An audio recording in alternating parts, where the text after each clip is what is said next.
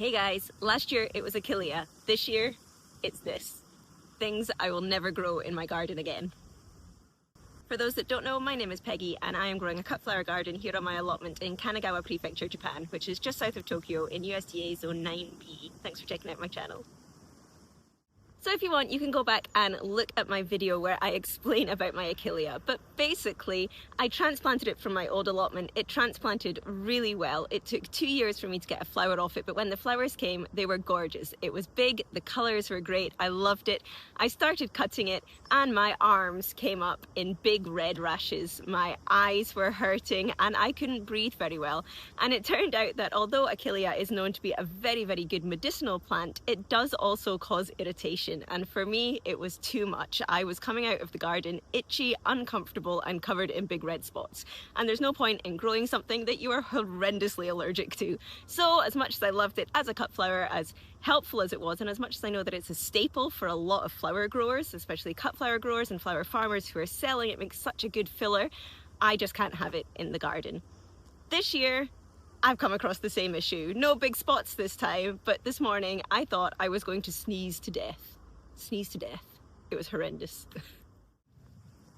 As a flower grower, I am always looking for more foliage, more filler flowers. I'm on a really small plot and it can be easy to just fill that plot with the big showy flowers, the statement flowers, and that can work. There are some people that make arrangements that use just flowers. For example, over on Bloom and Grey, Sarah's flowers are absolutely beautiful and she sells a lot of farmers market bunches, and when you're making a small bunch, it's good to have the big showy flowers. People don't really want to be paying for grasses and leaves. They want bang for the buck, which is big showy flowers. But I'm not growing my flowers to sell. I grow them just for me to arrange in my house. And the style that I prefer is a much looser, more whimsical, more natural, wild feel. The kind of thing they're doing over at Green and Gorgeous. I love their flowers. I love their arrangements. Now, a lot of her foliage is coming from perennial flowers, which is great. You know, they tend to come up in the weird gaps when flowers aren't blooming. You get a lot of the perennials coming up and giving you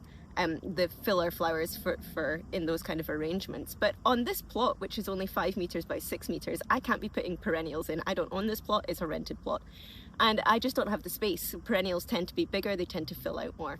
So I'm constantly looking for things that come up early, things that come up in weird in-between seasons, and stuff that I can use as a filler flower to give me that kind of meadow whimsy look that I like in my flowers. And so I went for bunny tails. Now, this is the second time I've grown bunny tails. I grew them in my old allotment and they came up and they were really small. It took 2 years for them to come up as well. And they came up, and when they came, they were really small, and the bunny tails were literally about this big. They were maybe like an inch, if that. And they were super cute, but they were on quite short stems. And I remember saying at the time, this isn't what I thought they were going to be. I had seen other growers grow them and they were much bigger, they were much taller, and they had a much fluffier tail. And that's kind of what I wanted. I wanted it to be that little bit of twinkle that would go through the arrangement and kind of lift it and give it the airy feel. And that wasn't what these were. But at the same time, I learned to love them because they did come up early and they were very spring-like. They went with my daffodil, they went with my ranunculus. They were really, really cute. And I found that they dried so well. And because they were so small, they were so easy to use in dried arrangements. And then in the following spring, when I still had dried ones and the new ones weren't blooming yet, they went really well. I could put the dry ones in with my new daffodils that were coming up. And it really had that gorgeous little spring feeling to it. So I really, really ended up liking them. And I thought, I'm actually going to grow these again. So I did. I grew them again. And this time they've come up completely different. I don't know if maybe my seed was labeled wrong. I did have people telling me at the time, I thought the bigger ones were called hairtails, and some people commented and said no, bunny tails and hairtails are the same thing, but these were definitely different plants. If you can help me out on that, I would really appreciate it. What are the teeny tiny ones called and what are these ones called, so that I know to get the right ones next year? Because while I would grow the smaller ones again because I like them so much for drying, I will never have these in my garden again. And it's not because they're not pretty. I like them. It's the same as my achillia. They are pretty. They're on much longer stems. And the little tufts are bigger and nicer. But there's one difference between these ones and those ones. And that is that I just cut these took them into the forest bit next to our allotment and smashed them against a tree to get all of the pollen off, because if I didn't do that, they look like this. These guys are absolutely saturated in seed and pollen. My God, look at that. I'm gonna have to try and hold my breath. Ugh. Ugh. So usually when this happens, it's because you're cutting too late. Most of the flowers in your garden, you need to cut them before they get pollinated, before they go to seed. They're gonna last longer in the vase and they're gonna dry nicer if you're drying them. The problem is, these only really started to get to the cutting stage last week, and I cut them before they looked like this, and they did this in the vase at my house. They all just puffed open. They're gonna blow in my face. They all just puffed open and they started to look like this. The pollen drop was insane. I had these sitting on my piano and the whole of the top of the piano looked yellow the next morning. And it's not just these bigger ones, which I think are the seeds, but it drops a really fine dust as well, which is actually really hard to get off any surface. I'm finding it just kind of wipes itself around. It doesn't lift off because it's such a fine dust. And I have allergies that I'm very aware of, but my husband and my kids were sitting on the sofa just sneezing and sneezing and sneezing, and eventually I said enough, and I went around and I threw out all the flowers that we had and tried to clean up the pollen as best as I could. So I'm really upset because they are nice, they are tall, and once you bang all the pollen off them, they do look really nice, but it's just not worth it. It's just not worth it. The other thing is, it's not just me in this garden. This isn't just my wee flower farm. I am in the middle of an allotment garden.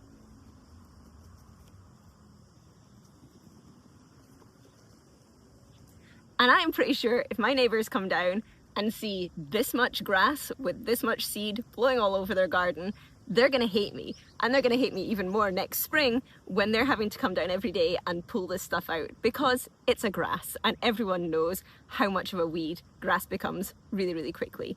So I'm gonna be hated. I'm gonna be hated. Butterflies like it though. Hi. So what's my plan? It's really simple. I'm gonna cut it all down. But not just that. I'm gonna cut it all down. The wind is coming from this way to that way, which is directly over all of these gardens behind me. So I'm gonna cut this down. I'm gonna walk over there into the forest, down to the far corner, away from the way the wind is blowing, and I'm gonna smash this all off of trees as if I was threshing wheat and try and get as much of the pollen off of this as I possibly can. Then I'm going to take it home, I'm going to hang it up, and I'm going to dry it, and I hope that that's going to solve the problem. And even though I'm not going to be able to use it now, I should be able to use it later in the season in dried arrangements. So it won't have been a complete waste. I'm also not going to pull it up. I'm just going to cut it right back. And then when it starts to come up, I'm going to try cutting it much earlier and see if that means it won't go to seed. Maybe it was just a cutting issue. I just don't see, there was maybe like a 3-day window where I could have cut this before it went to seed, because our temperature changes so quickly here. We were in jumpers and cold and rain last week, and I'm getting sunburn. So yeah, maybe I can cut this right back. It'll come up again. If I cut it sooner, hopefully it won't go to seed. Let's see if that works. But for now, I'm getting out of here before my neighbours start a riot.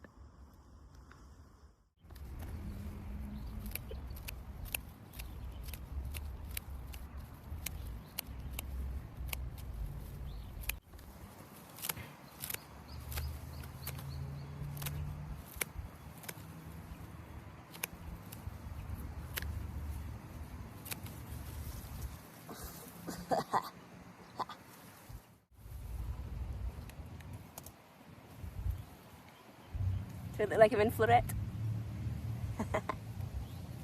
Oh God, don't go in my eyes. Ladybugs like it too. Hey there, little ladybird.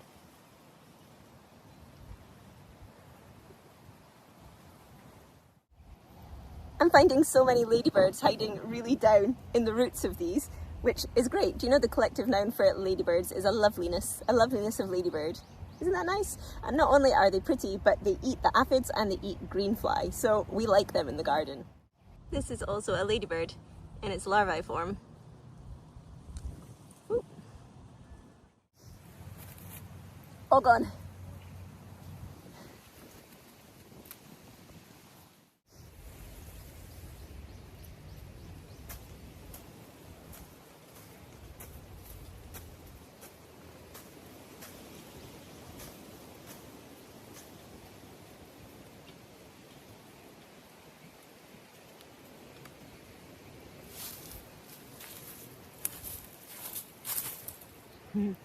No more pollen.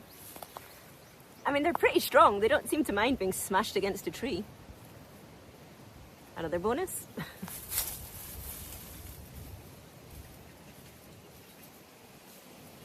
Out.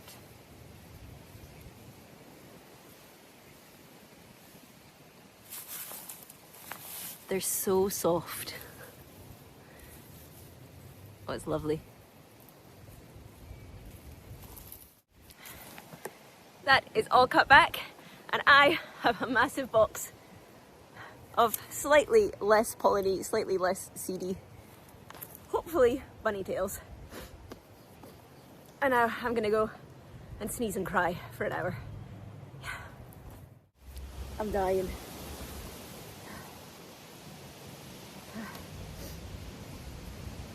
Oh, I'm covered in pollen and seeds.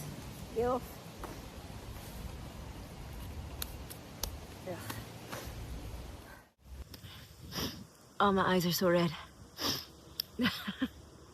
So hopefully I can still use this while it's dried. If you want to follow along and see if that's going to grow back and if I can cut it earlier and that makes a difference, then remember to hit the subscribe button below and follow along for the season. If you want to see what I do with all of my flowers, you can check that out at From the Witch's Garden on my Instagram, and there's a link to that below. And I'm going to sneeze. I'll see you guys next week. Bye!